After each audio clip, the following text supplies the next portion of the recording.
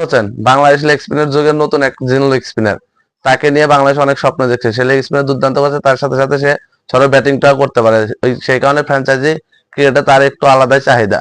সে বর্তমানে পিএসএল এ খেলছেন এবং দেখা যাচ্ছে যে গ্লোবাল সুপার লিগে বাংলাদেশের ফ্র্যাঞ্চাইজি রংপুর রাইডার্সে গতবার খেলে চ্যাম্পিয়ন হয়েছেন এবং এছাড়াও এবার বিপিএল এ তার দল ফরচুন বরিশাল চ্যাম্পিয়ন হয়েছে। তারা জানিয়েছে তারা গ্লোবাল সুপার লিগে খেলবে।